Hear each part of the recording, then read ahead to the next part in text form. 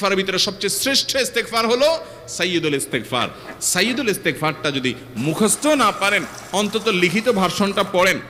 সাইয়্যিদুল ইস্তেগফারের যে অর্থ, এটার যে মর্ম, বড় হৃদয়গ্রাহী ভাই, বড় মর্মস্পর্শী। ইমানদার এটার অর্থের দিকে তাকায় যদি পড়ে, তো তার অন্তর না গলে পারে না।